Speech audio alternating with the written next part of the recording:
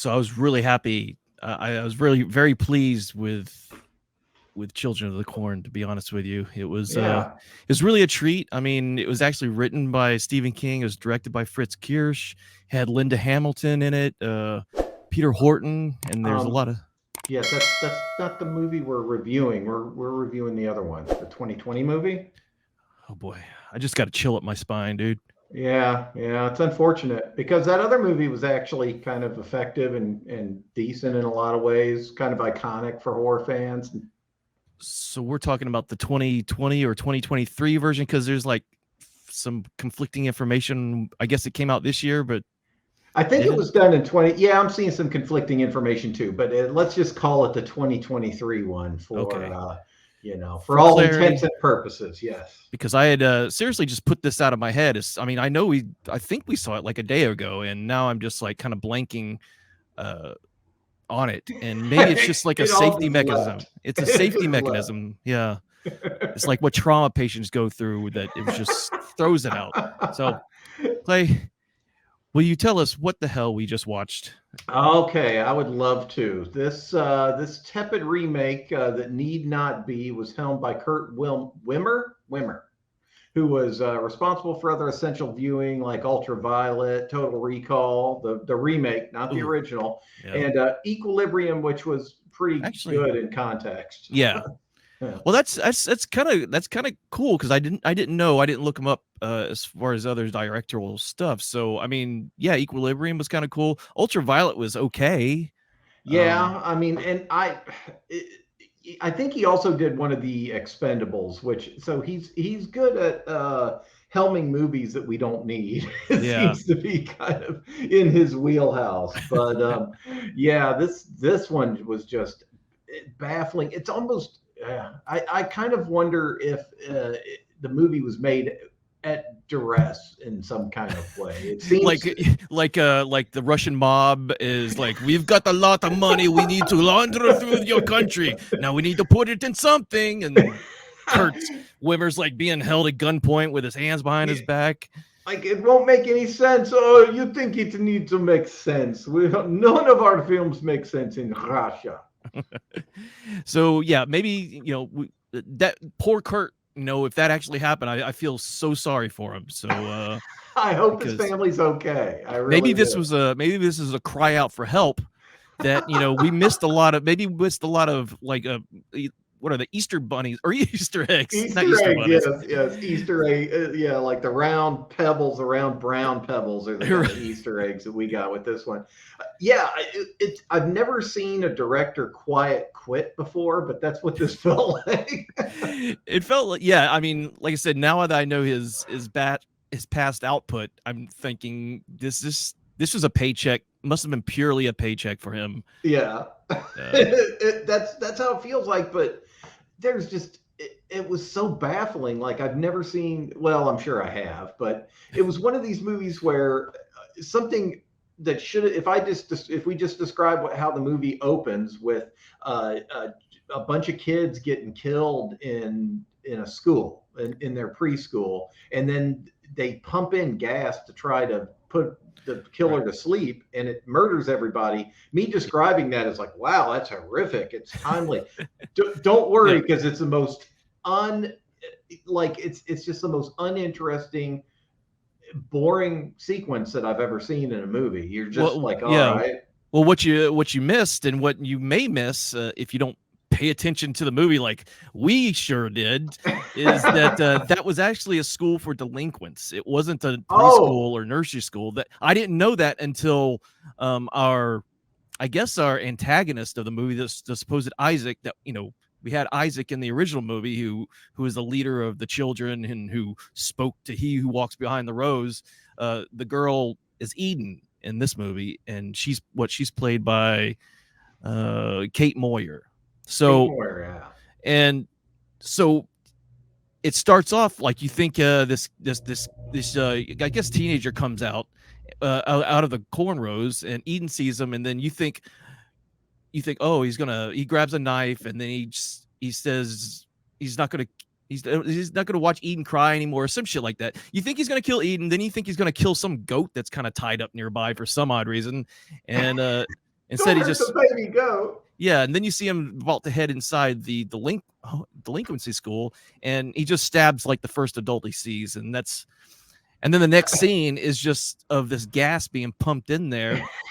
Like Cyclone B. It's just And it wipes out, it kills not only the killer, the teenage killer, but it kills the rest of the kids in here. And then it cuts to the sheriff going, well, I guess I'm out of an election this yeah, year. Like, whack-a-doodle doody. Yeah. so sympathetic about what he did, it was it And just it starts doesn't. off stupid. It starts off stupid. Oh yeah, just it's completely the wrong tone. I mean, unfortunately, like real life things have happened that kind of mirror this, but it doesn't elicit that kind of reaction in any way. It's not timely. It's not effective. I haven't. Almost hate to admit it. It's been so long since I've seen the old movie, that the 1984 one with Linda Hamilton. Excuse me. That I don't remember a whole lot about it. I do remember that the opening sequence was 1,000% more effective. Oh That yeah. it was actually chilling, and the acting was good, and it put you in the moment. It was well done. By comparison, it's just it feels like they keep remaking these Children of the Corn movies, and I'm beginning to wonder why there was ever an appeal in the first place. It doesn't Yeah. seem like the core property is that compelling to me. Yeah, I think maybe back, when the story was originally written, when King originally wrote it, we're talking about a different America. We're talking about technology isn't where it is at today. So there may be in some weird, inconceivable way, a possibility that something like this could happen, as far-fetched and crazy as it seems, back in maybe the late 70s and early 80s. But in this day and age, nothing like this is ever going to No, happen. And no. the thing is, it's they start off this movie because let's go to compare and contrast. I know you haven't seen the old first movie, but in a long time. But with this new movie, they're trying to kind of give the kids some motivation for killing the adults in the town, and Yeah. it doesn't work at all. It Well, doesn't work because we it don't know what that motivation is. yeah, like I swear it feels like the script introduces an idea and then abandons it just as quickly. Yep, it But does that with scenes as well. yeah, it does. And it's like they start off and they hammer this point home that GMO is bad, and they're putting dust on the crops that's killing all the crops, and it makes people hallucinate, and that was responsible for the Salem witch trials, because everybody hallucinated. So it's like, okay, that's going to be the thrust of the movie. Yeah. No, it's just a huge It's a red red herring. herring. Yeah. Yeah, but it's almost just like an incomplete sentence, because it just goes nowhere. They don't come up with anything else to fill in that gap in the narrative. It's just baffling. It was so bad. None of the characters seem to know their own motivation. There's no real good solid reason for the kids' animosity towards the adults in town. It felt like because going back to the original film, now I can't remember the short story. I remember reading the short story, when I was in my teens, but the original movie is what I remember the most. And with that, it's Peter Boyle, is that his name? Peter Horton, sorry. Peter Horton. Yeah, Peter Horton and Linda Hamilton are basically the only adults in the movie besides a gas station attendant that's hanging around outside of town. Okay. But basically they're the only adults that come into the town. They realize, there's a lot of kids, or they find, they start unraveling this mystery of where the adults are, what's going on. And, it turns into a cat and mouse throughout the entire movie of them hiding from the mean kids or the evil kids. And then, meeting up with some kids who, don't want to be a part of it anymore, kind of thing. They run into like a ritual sacrifice, which is really kind of a really cool thing that they put in the original. And with this one, they're trying to explain how all the adults died. It just did not work. The adults, okay, so their corn is dying. They blame the big big corn companies for coming in and poisoning the land, and and exposing all the corn and the land to toxicities and stuff. So the adults decide, hey, we're going to take these subsidies from the government and grow other crops that will be more fruitful. And I thought, wow, that's a great idea. If Yeah, you wow, it seems to work out for everybody, doesn't yeah, it? I mean, if you can take subsidies from government and buy and plant crops that the government actually wants and the people want, then by all means, that sounds like a great solution. But the thing that pissed me off about this goddamn movie is that when all the adults voted, these little kids say, "Well, what about our vote?" It's like, Well, you're minor, so fuck off. yeah, shut up. You have no say. Be Why, quiet. why even in the building? Go, yeah. Oh God. And then it's just the minors, just especially in I don't want to, Kate Moyer. I'm sure she's a fine little actor, but her attitude and the way she portrayed this character was extremely annoying to me. I mean, bless her soul. I'm sure she's got other parts that she's done really well, but with this was just horrible.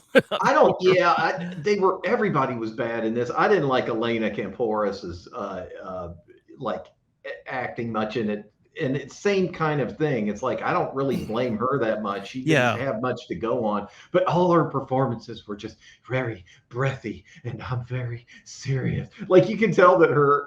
I felt like she's like the best actor in her school in the actual town of Nebraska where they shot this. She's just got a very breathy, very serious. Very, yeah.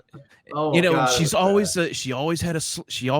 I think it was just more a character. I don't have a problem with her, of course, but her character was this. Even she's supposed to be the protagonist, but she's just as annoying as the antagonist in this film because she's going to Harvard she's going to some kind of a microbiology school or something like that, and she's escaping the town, but she still wants to save the town. She goes, "We can fix the town." No, Dad, we can fix the town. Even after the dad said we can get these farm subsidies and raise crops that people actually buy and that are healthy, But she's like, "No, we can fix the town." She wants to fix the town. She wants to have all these ideas. She makes these impassioned, breathy speeches to, like she's kind of firing up the crowd, and it just became even more annoying than the antagonist. And frankly, I was just sick of both of them. Corn. We need to save our corn. But I think the motivation was once these kids realized that their cornfield was going to be ripped apart and something else was to be grown. That was their supposed motivation with it. I guess whatever this, we're led to believe that it's this GMO and toxins and fungus or whatever that's influencing their mind. But I guess it's some otherworldly entity out in the cornfield that is influencing. Hey, don't let them tear down the corn because I'm not going to be able to live. I've got corncob fingers and a corncob hat. I'm the big corncob monster, and that's another part we can get to. But I don't remember our actual dialogue when we were riffing the movie from beginning to end, but I recall having the thought, if I didn't express it, I thought it, that if this fucking movie has a goddamn corn monster in it, I'm going to lose my mind. And sure as shit, there's a fucking corn monster in it. It's made of corn, and it's a corn monster. It's like... It's just how out of touch these filmmakers are. Is that what the audience is going to go nuts for is a fucking monster made out of corn husks. That's why we that's why we tuned in is a corn monster. Yeah, I think you had some notes that you wrote about when you're going to make when you're going to do a remake. You want to see like a different point of view, or you want to see something honed in. That like a laser focus on the original and make it better, and I can think of a handful. I can think of the Texas Chainsaw Massacre remake from 2003, the Friday the 13th remake from late 2000s, something like that, the Evil Dead 2013, right. So all these kind of took the ideas of the original movie and honed them in, made them a little bit more brutal than the originals too, and they did something different, and it was exciting to see.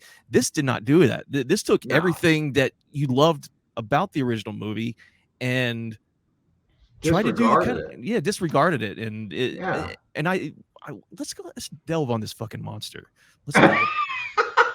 because again, a good comparison to this monster, I mean, it is again the original movie did not show a corn monster. Now it showed something under the ground moving, and you see it like boiling up or something like that, but they never actually showed what was behind the rose. You know, they didn't show the monster or the demon or whatever entity it was, and it's good for them because it was the '80s and they knew that they would have to come up with something that's better than, I guess, Pumpkinhead coming out of the goddamn ground. Just a dude in a ghillie suit with corn glued Which, to it, just ears of corn. thinking would about it work now, better. that probably would have worked better than the CGI mess that we actually saw in this movie.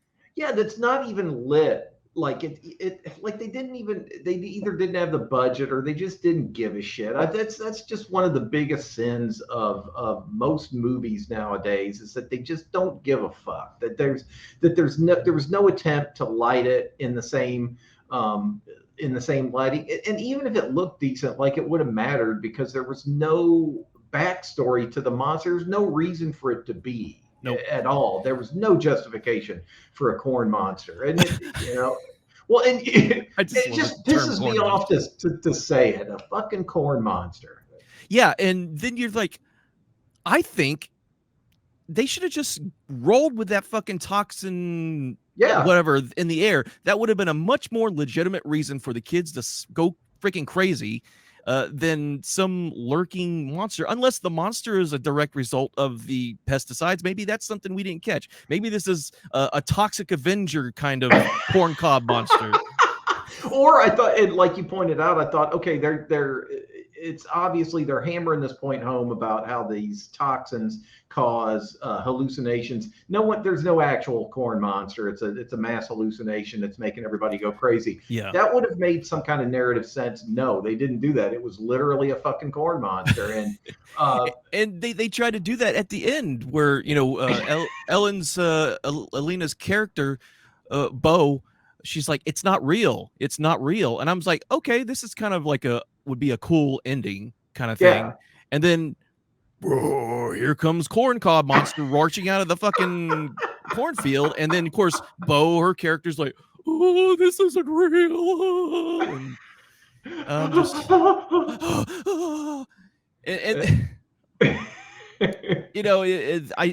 it's just perplexing because not only was that so dumb looking, the CGI, but when there's a kill scene, there's a couple of shots where they use some special effects wisely. But they're practical effects and they look okay. Like the two girls who are like stabbed and hanging up on the ceiling, who we thought they were going to escape.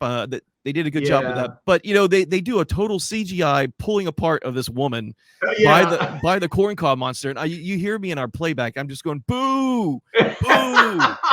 This movie, like if it was back in the Grindhouse days when you would go to like these dollar features and just throw popcorn at the screen and talk mad shit, just boo.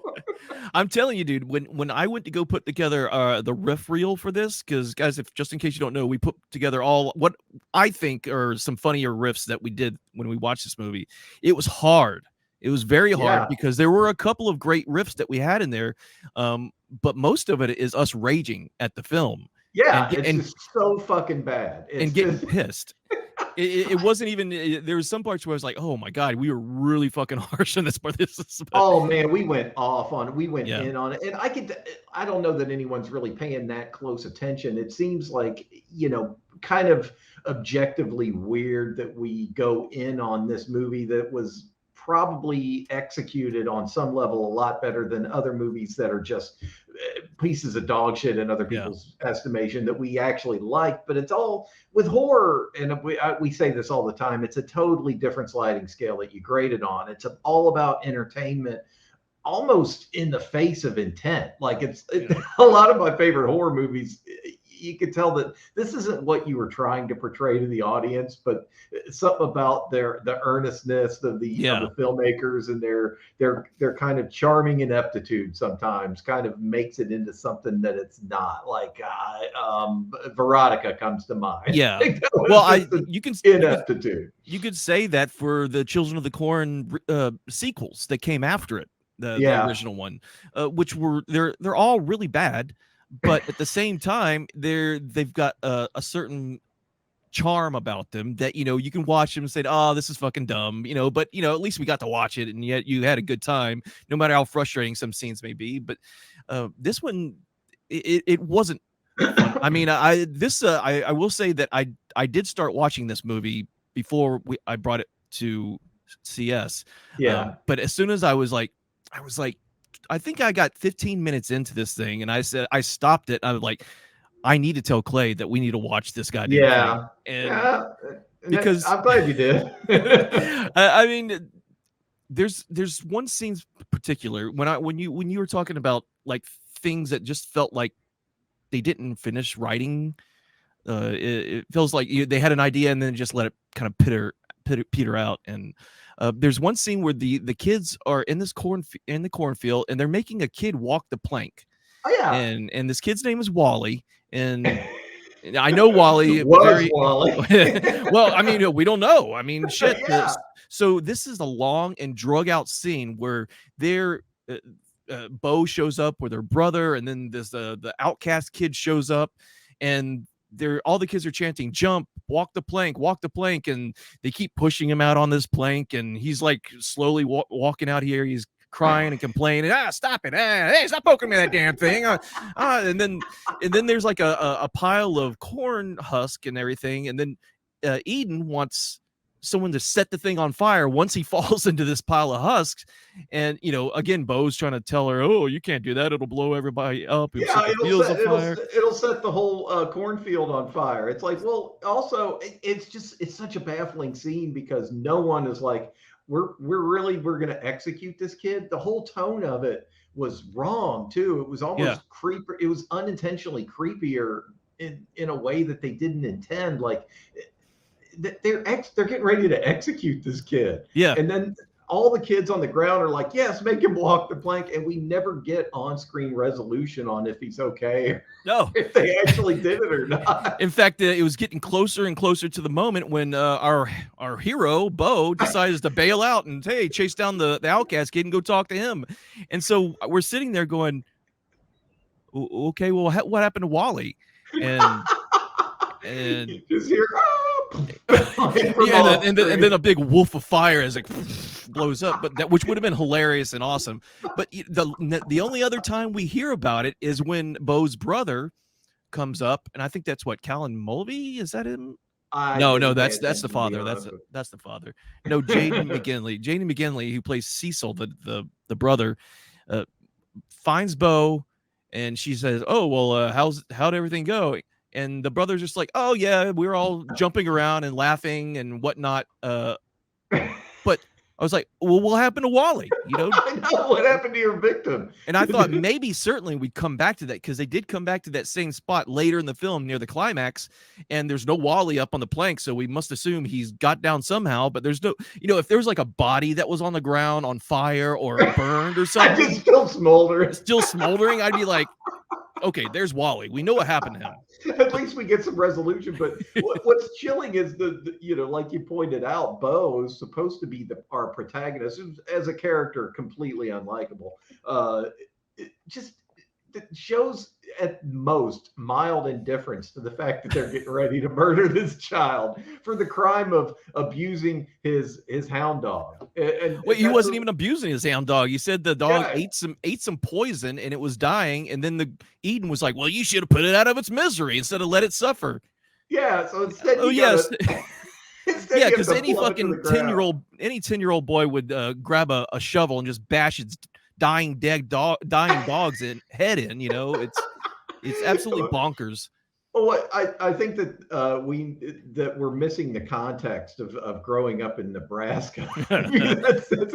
I have a theory for the way that this original story came to be. I don't know this for a fact, but I think that Stephen King and his wife Tabitha were driving through Nebraska, and then Tabitha was like, "Man, this really sucks here. It's just corn and it's really boring." And then she says, "Gee, Stephen, could you imagine if you could never leave Nebraska?" And then he was hit with inspiration. And then he went home and he did a whole bunch of blow. And then he wrote a story that has paid off in dividends. Because could you imagine? He has to just go to his mailbox and pull out like royalties that he didn't even expect to get. Right. Like, oh, this is great. Shit, I got $500,000 for some weird knockoff Corn of the Children of the Corn thing. I'm into it. I bet it's a total piece of shit, and then he hobbles in because he's old and he's been hit by a car. Yeah, twice I think. That poor guy. God damn. But yeah, I mean, I love Stephen King's. I read him a lot as a kid. I tried to read everything I could, and I haven't gone back to his books as an adult. Maybe I should, just to kind of get I don't know, a different opinion of what my grown-up brain thinks of him, as opposed to I think I was just like a horny, violent teenager that he had sex scenes in his books, he had violence in his books, and I was all into it. Well, and he had and still does. He had a very descriptive, beautiful, kind of poetic way that he set the scene. Like he would give you.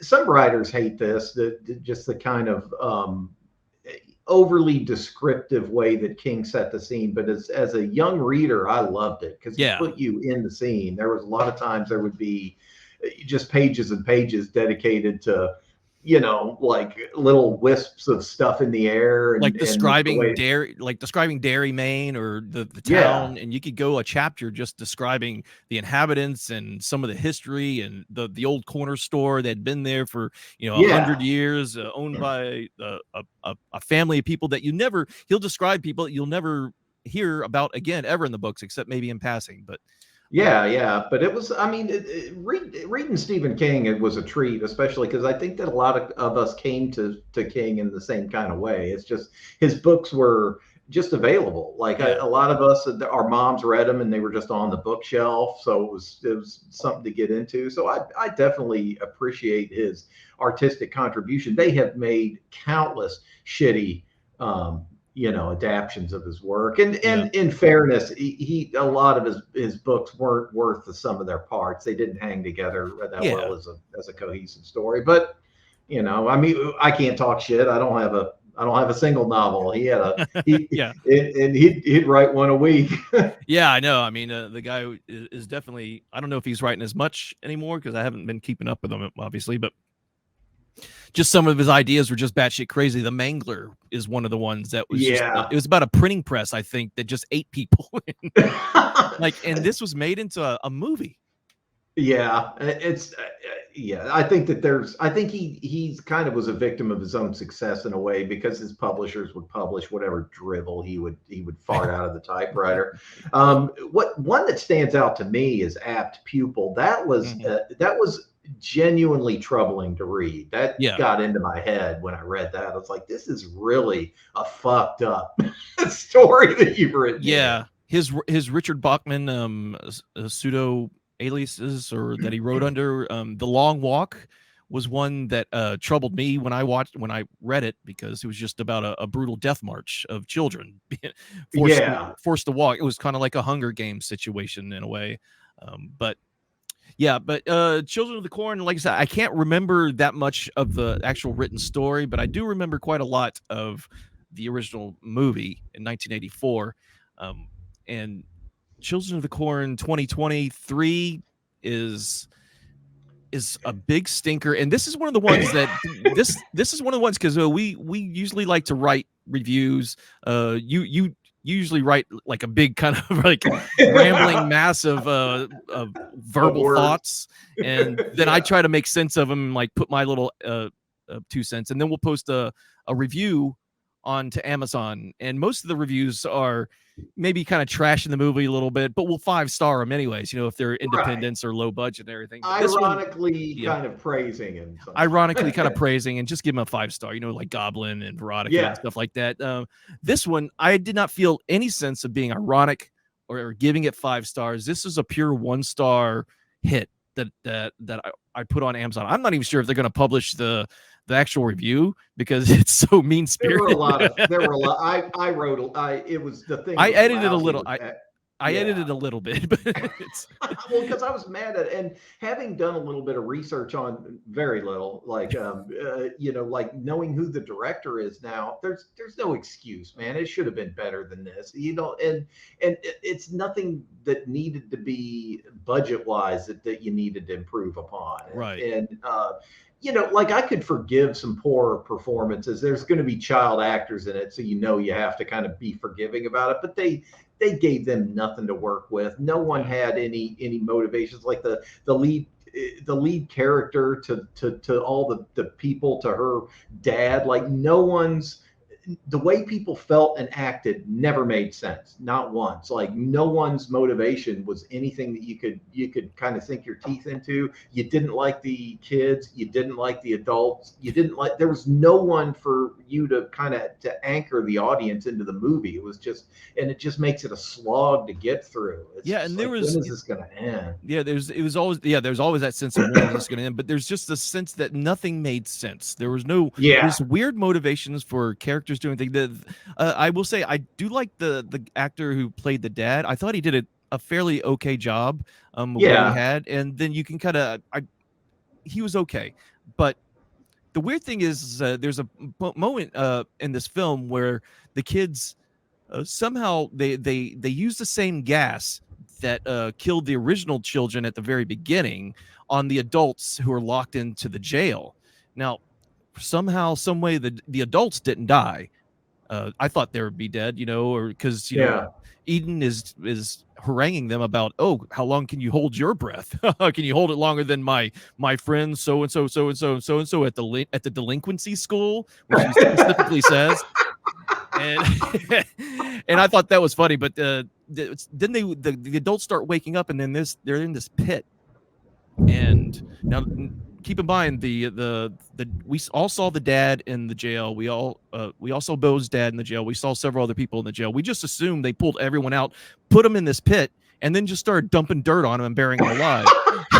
Which was, okay, that's a good way to get rid of them, I guess. And I made the comment, I think we both did, that like, try to survive a little bit. It would take an army of children, and I'm not in that good a shape. I'm not that young of a guy anymore. I could fuck up a bunch of kids that were trying to push me into a pit and dump dirt on me. Hey, give a 10-year-old a chainsaw, give him a pitchfork, give him a little knife. They can come out with what the fuck they want. I'm telling you, I'm going to be snapping some little necks before I go down.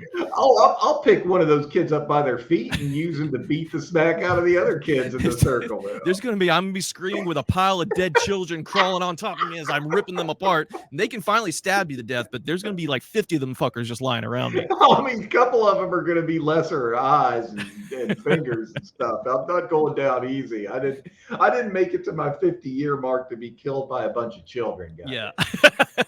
And that's and again, that's the thing we can compare to the original film, is that we do see flashbacks in the original film of how the children did manage to kill the adults, and it was all them catching the adults on in surprise. Like they just show up and just start stabbing, Like, well, in the beginning of it, they poison all their coffee on a Sunday. Like none of the adults expect to get just murked at the diner that everybody goes to. It'd be right. The poison the coffee, just little subtle things the kids did that were, again, subtle. You didn't see any over bullshit like in this one where, look at us, we're a big gang of children. It says, no, you gave the adults a heads up, and if this was based in it, if you had any kind of disbelief you wanted suspended, the adults would have put up some kind of fight. And we should have seen some bloody dead children before they finally took over. Yeah, there should have been something on both sides. I mean, goddamn, like films that people just panned in the day were better than this. Like, remember Maximum Overdrive, that stupid movie about the I love that movie. Well, I mean, but it was, that movie but is it's a campy masterpiece. It's camp. It's camp, but that movie was a masterpiece if you're going to compare King adaptions to this. It's just like, I swear these Children of the Corn movies are just getting diluted to the point of just being completely irrelevant by the time we get to now. Like, there's, like you point out, there's just no cultural relevance. There's nothing timely to bring you into it. And they have all the stuff. Like, it's a story that could have been an analogy about like the poisoned water in Flint, Michigan, and just this kind of generational divide that we can't understand. Like, I mean, I don't understand TikTok at all. Like that you could make a horror movie about that. Like, what are the kids doing? They're doing this weird, dance on TikTok, and we don't understand. There's all this stuff that the movie had to work with, and it just didn't chase down any of these themes and give us anything to let. And God, that's what makes me so mad about it. Is like with horror fans are just the most patient like fan base in the world. We know that we're going to sit down and watch something that's going to be kind of fundamentally not that good in movie context, and you still fuck with us. You still waste our time, even though we're on your side to even be given this turd a chance. And this one wasn't even released in theaters. I think it just came out straight to Shudder or Prime Video. I think now. I saw that stupid fucking movie, The Boogeyman, in theaters just a couple months ago, only because it was like, oh, it's $5 night. We wanted to just get out of the house, and so we went and saw it. It was just balls out awful. It was just a horrible movie, and and people are in there getting scared. It was like, I'm looking around, people are like, oh, I'm like, this is a horrible CGI monster they're covering in darkness, just like Children of the fucking Corn. Oh man, like, and we might have mentioned this before too, but when I was watching the latest Evil Dead in the theater, people were getting up and marching out all indignant and offended. It's like, fucking go drive your car into a gully, you weakling. What are you here for? Yeah, man. Well, I can say this is we. If this was an actual city, we would have razed this thing to the ground and scorched earth policies, just burn everything, salt the earth, poison the wells, and no one would have to fucking watch Children of the Corn. No more corn's gonna grow here. And it's kind of funny too, because we have watched some like profoundly shitty movies since we've started the podcast, and this one really fingered my butthole in a way that I didn't care for. It did mine too. And now I will mention that one of the next movies we're putting a little time in and we're watching is a little movie called Death Metal. Yeah, I'm looking forward to doing that one. And it's from this director who's a big fan of heavy metal. Of course, it's a low budget horror movie, and this isn't one of those things where we're just going to watch it and just give our spur of the moment thoughts. We're going to riff this thing. We're going to Mystery Science Theater 3K it. And already from what I've seen and my notes, I'm already enjoying it. It's about 15 minutes in, and it's cheesy. I've already laughed a couple of times out loud from some of the lines that people are saying in there. So I think this is one that I'm not really going to have too much bad stuff to say, only that, it looks like this guy's got a love for the movies, got a love for the music, and I'm hoping to do it justice with what we do. Well, and I don't want to flavor your opinion too much, but that's a good assessment of it. Death metal is done. I can tell it was tongue in cheek on some levels, and he obviously knew what he was working with, but and I think what kind of the way that we're both going to get into it is we understand, you even more than me, we understand that scene. We understand the death metal scene, and just the kind of the way people behave, and the kind of the fun gatekeeping of the characters when it comes to, and there's a lot of nods to that. It's a film that's made by and for heavy metal fans. Yeah. So I think that y'all are going to enjoy our riff of it. That it was a movie made for riffing too. There's some wonderful moments. There are some really wonderful moments, and I'm looking forward to catching the rest of it and writing down our jokes, and we get a nice little collab going so we can get that written up and fulfilled. But Children of the Corn has now moved Leave up a step. Yeah. So now Leave is now no longer at the bottom of the pile here. I think Children of the Corn now takes the trophy for being the worst film we've ever seen on this channel. So, if there's a chart and an animation, which I'm not going to do, the worst film we've seen in this iteration, I should say, of cinematic suffering. Some of the other ones I've forgotten. Like we've had people reach out and be like, "God, you guys are brutal," and it's like I forgot that we watched that movie. Sorry if you were that was offended. it was like Actor 5 who years ago, 4 started years ago. So, uh, but yeah, okay. So, all right, well, there's our review, our it. opinions of Children of the Corn. I will say that I know that the actors in here don't come at us saying that we're fucking trashing on the child actors, which we are. We hate them. They're awful. But I kid. These kids did the best they could with the work that they have. They certainly weren't on Spielbergian levels of No. that you wrote of acting talent, but they did what they could, and unfortunately, Kurt, what have you done? Well, I guess with this all lies in your laps, or Yeah, unless there's some quit behind the making. scenes. It's like, please quit making remakes. We don't need. No one wants them. They like like movies like Total Recall are genre classics that don't need to be remade in any way. Right. Children of the Corn has already been done to death. Do something new. You can fuck up your own creation just as much as you can, piss Yeah. on the soon-to-be corpse of Stephen King. Leave him alone.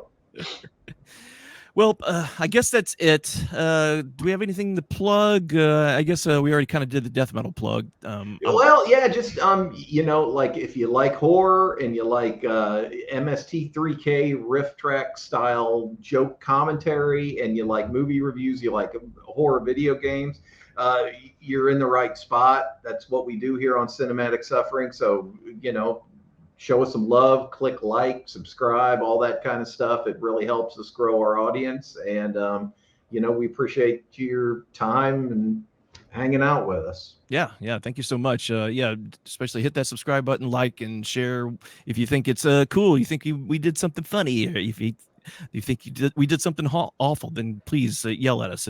It's always fun. Yes. Yeah, but we are Cinematic Suffering. I'm Jason. That's Clay over there. Hey. Everyone have a good night or day. Peace. Or wherever you're at. Bye. Bye.